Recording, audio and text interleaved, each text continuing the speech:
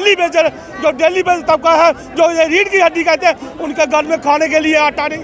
आज 32 रुपये किलो आटा है, लेकिन हमें 9,000 से 32 रुपये किलो लेकर आटा हम खा सकते हैं। कहते हैं मोदी सरकार ने ये किया वो किया, उन्होंने स्मार्ट सिटी बनाई और एक गवर्नर साहब जो बिहार से उठा के जम्मू में बैठा दिया, वो सुबह सिर्फ 10 पान लेते हैं और मुंह में डालते हैं। हेलो नमस्कार दोस्तों, आप सभी का स्वागत है हमारे यूट्यूब चैनल जेके अलर्ट्स पर। एक और बड़ा अपडेट लेके आया हूँ मैं जम्मू कश्मीर के सभी डेली वेजर्स भाइयों के लिए। वीडियो को शुरू करने से पहले मैं आपको बता दूं कि अगर आप हमारे चैनल पर नए हैं तो please subscribe and notification bell button को क्लिक कर दें। चलो आज की वीडियो हम स्टार्ट करते हैं। सुंदर जी, आप फिर से हल्ला बोल तो पर होगा क्या? मैडम आपको पता ही, आप हर बार हमारी कवर करते हैं कि हमें 1 महीने का, जब हमें डिपकॉम का गिराव किया था, हमें 1 महीने का टाइम दिया था कि हम डिपकॉम साहब ने कि हम आपका मसला हल करेंगे, लेकिन हमें कोई मसले हल नहीं। वही सिटी समाज और ये उनको वो काम दिख रहे हैं, कहाँ से ठेके आ रहे हैं, कहाँ से पैसा आ रहा है, उनको वो दिख रहा है। लेकिन जो डेली बेजर तबका है, जो ये रीढ़ की हड्डी कहते हैं, उनके घर में खाने के लिए आटा नहीं। आज 32 रुपये किलो आटा है, लेकिन हमें 9,000 से 32 लेकर आटा हम खा सकते हैं। कहते हैं मोदी सरकार ने ये किया वो किया, उन्होंने स्मार्ट सिटी बनाई और एक गवर्नर साहब जो बिहार से उठा के जम्मू में बैठा दिया, वो सुबह सिर्फ 10 पान लेते हैं और मुंह में डालते हैं। लेकिन डेली बेजर के लिए उनका कोई लिबास नहीं निकलता कि डेली बेजर को कोई फायदा निकले। वो कैसे निकले कि उनको पान खाने से टाइम नहीं, सिर्फ पान ही खाते हैं, लेकिन हमारे फायदे में कोई नहीं है। सोचते आज आपको पता 72 महीनों का पेंडिंग है, हमारे बच्चों को स्कूलों से निकाला जा रहा है।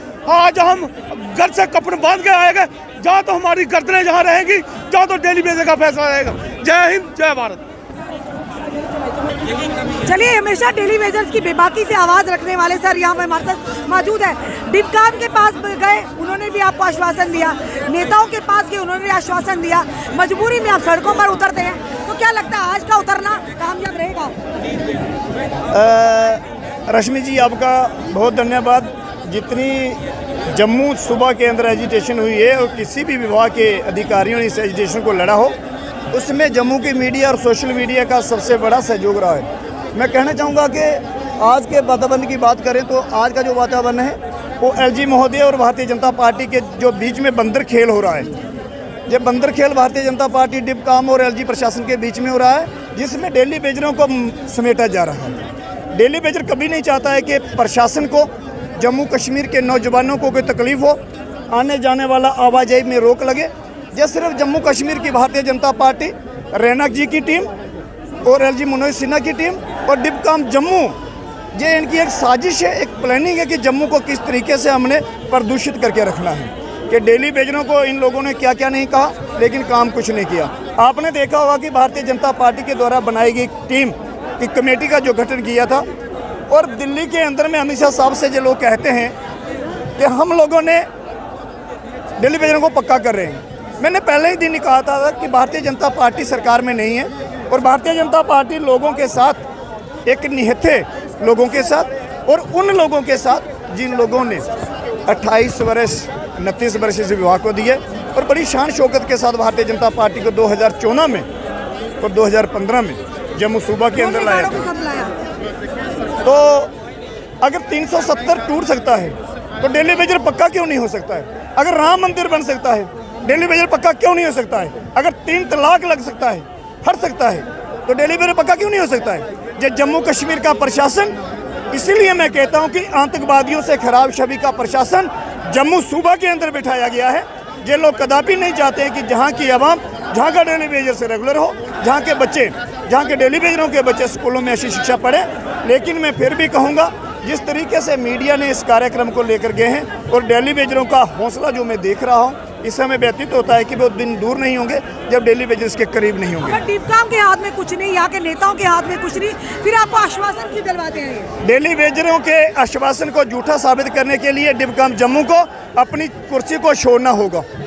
डिपकॉम जम्मू से मेरी अर्ज है कि आपने जितना झूठ बोला, एक दिन 4 घंटे कंपनी बाग बंद होने के उपरांत में चीफ इंजीनियर जम्मू 3 बार जहां के दौरे करते थे, लेकिन उसके बाद चीफ इंजीनियर और डिपकॉम की साजिश जो मिली जुली हुई है, वो सरकार जूं की तूं बनी हुई है। मैं साफ शब्दों में कहूँगा कि डेली बेजर्स इस लड़ाई में जिस तरीके से कूदा है, इस लड़ाई को जब तक पॉलिसी नहीं होगी, घर वापसी नहीं होगी, अगर आज भी डेली बेजरों के साथ इतना सौतेला व्यवहार हुआ है। और जम्मू कश्मीर में भारतीय जनता पार्टी और जम्मू कश्मीर के इलेक्शन कमीशन इलेक्शन के दौर में जाता है, तो मैं दावे के साथ कहूँगा कि आने वाले दिनों में आपने वो हिसाब देखना है। जो लोग पिछली कुर्सी के ऊपर बैठे हैं वही लोग फ्रंट कुर्सी पर बैठने वाले उससे भी पिछली कुर्सी के ऊपर बैठेंगे, आगे सत्ता में नहीं आएंगे। बोलो इस समय जो व्यक्ति देख रहे हैं डेली वेजर, इनकी सर पर आपको चोट देखने को मिल रही है। जानने का प्रयास करेंगे चोट कैसे लगी है। भैया ये इनको चोट एक जब धक्का में पीछे से धक्का आया, आगे पुलिस वाले खड़े थे, उन्होंने डंडा उठाया, डंडे से इनको लगी है। कुछ थोड़ी ना लगाया। हम ये पोटासी जो निकाल रहे हैं, शांतिपूर्ण पोटासी निकाल रहे हैं। हम नहीं चाहते कि किसी को दिक्कत आए, लेकिन पुलिस वाले हमें यहीं से आगे ना बढ़ने दे रहे हैं और उस वजह से धक्का मुक्की में इनको चोट लगी है।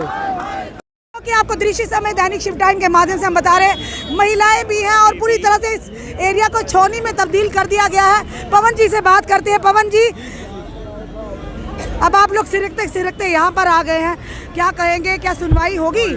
पहला प्रदर्शन थोड़ी है आपका इस तरह से। कहाँ गए आपके नेता लोग जिनको आपने वोट किया? कहाँ है ब्यूरोक्रेसी? डिवकाम जी ने आपको भी लॉलीपॉप दे दिया। अब क्या लगता है आज से बात क्या होगा? देखिए रश्मि जी, सबसे पहले मैं आपका शुक्रगुजार हूँ मीडिया के तमाम साथियों का, और दूसरा ये हमने 1 महीने से ज़्यादा समय दिया है।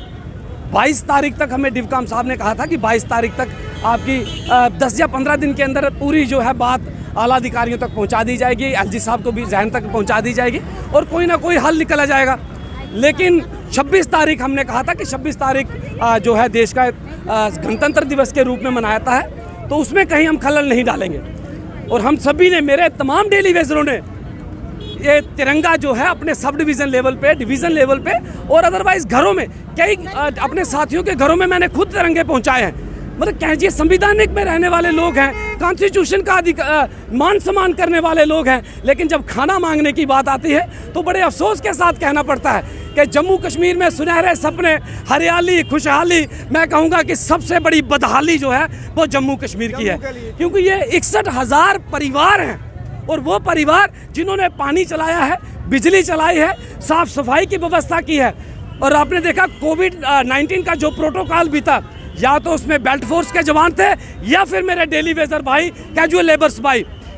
मेडिकल हेल्थ में देखे सबसे बड़ा वो गंदे लिफाफे भर भर के हाथों से उठाए हैं, ना कि अपनी जान की परवाह, ना अपने परिवार की परवाह। और इतना करने के बाद और एडमिनिस्ट्रेशन कहते हैं कि सुनहरे सपने। मैं अमित शाह जी से, देश के गृह मंत्री जी से पूछना चाहता हूँ कि कहाँ है वो सुनहरे सपने? हमारे पुराने सपने ही लौटा दीजिए। जम्मू कश्मीर में जो 94 से पहले तमाम वर्कर्स हुआ करते थे, उन्हें 7 साल के बाद रेगुलाइज कर दिया जाता था, लेकिन हमने 20 साल, 22 साल, 25 सालों से सेवाएं देते आ रहे हैं। ना रेगुलेशन का पता है, और दूसरा जब यूटी में कन्वर्ट कर दिया गया, ना ही हमें जो है यूटी के रेट अभी तक मिले हैं। क्लियर मैसेज है कि अब डेली वेजर सर पे कफन बांध चुका है, रोडों पे निकल आया है। गेंद जो है वो सरकार के पाले में है। एलजी एडमिनिस्ट्रेशन तमाम वर्कर के लिए रेगुलेशन पॉलिसी का प्रावधान करे। गेंद तो पालने में ही पड़ी हुई है, या तो फिर लाठियां और गोली चलाए, लेकिन अब हम पीछे हटने वाले नहीं है। क्लियर मैसेज है। सारे हालातों का जिम्मेदार आप किसको ठहराते हैं? इसका जिम्मेदार चाहे साबका सरकारें हो या मौजूदा गवर्नमेंट हो, क्योंकि अभी तो 2014 में हमने प्रधानमंत्री जी के वादे पे 61,000 परिवार ने जो है ये बदलाव लाया था। प्रधानमंत्री जी ने अपने मुंह से कहा था कि जम्मू कश्मीर के 2 ही बड़े मुद्दे हैं। ये उंगली मैं इसलिए कर रहा हूँ, उन्होंने ऐसे ही की थी। मैं उनको याद दिलाना चाहता हूँ कि उन्होंने कहा था कि जम्मू कश्मीर के 2 ही अहम मुद्दे हैं, एक धारा 370 और 35A को हटाना, और दूसरा ये 61,000 डेली वेजर्स को ये रेगुलेशन पॉलिसी का प्रावधान करना। जब धारा 370 हटाई गई तो हमने वेलकम किया कि हमने भी जो है दूसरा वादा भी पूरा होने वाला है, लेकिन 2.5-3 साल से समय बीत चुका है, शायद उनको दूसरा वादा याद नहीं आ रहा है, इसलिए आज डेली वेजर्स रोडों पे निकल आया है। और क्लियर कट मैसेज है, या तो देश के गृह मंत्री जी संज्ञान लें, प्रधानमंत्री जी संज्ञान लें, और पीएमओ मंत्री हमारे यहाँ के लोकल सांसद डॉक्टर जितेंद्र सिंह जी संज्ञान लें कि तमाम डेली वेजर्स के लिए रेगुलेशन पॉलिसी जो है, जो प्रधानमंत्री जी का वादा है, उन्हें वादा याद दिलाएं कि जम्मू कश्मीर का 61,000 परिवार उनके वादे का जो है इंतज़ार कर रहा है। इसलिए आज हम रोडों पे बैठ गए हैं। चाहे लॉ एंड ऑर्डर की स्थिति खराब हो, चाहे कोई और परिस्थिति हो, हम पीछे हटने वाले अब नहीं हैं। ये तोहफा मिल रहा है धारा 370 एप्लीकेशन के बाद डेली वेजर्स को, और कहा गया था खुशहाली खुशहाली होगी। जिस तरह की खुशहाली कि बस गाड़ियां आ गई, जरा आप इन्हें ले जाओ सैर कराने के लिए। और इस समय देखिए एक बड़ी खबर जम्मू के, यहाँ से लाइव तस्वीरें डोगरा चौक की। डेली वेजर को धारा 370 के बाद टूटेगा, इन लोगों को फायदा मिला है। ये नौकरियां ही नौकरियां, खुशहाली खुशहाली।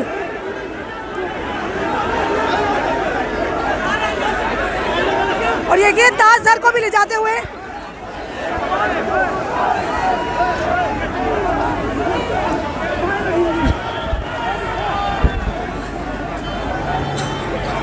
और यहाँ पर गाड़ियां आ चुकी है इन्हें ले जाने के लिए, इन्हें डिटेन करने के लिए। समय की तस्वीरें दैनिक शिफ्ट टाइम के माध्यम से। सरकार ने तो ये कहा था खुशहाली खुशहाली होगी और दूध की नदियां बहेंगी और नौकरियां ही नौकरियां। ये देखिए समय के दृश्य गाड़ी के आगे लेते हुए एसपी कुलदीप हांडा।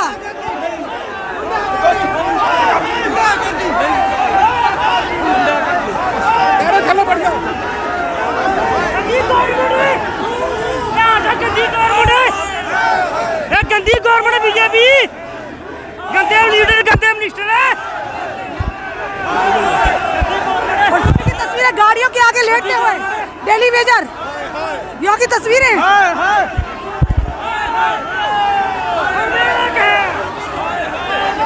डिटेन करते हुए। शायद पहले आज तक ऐसी सरकारों में नहीं हुआ होगा, परेशानियां होगी, पर इस तरह से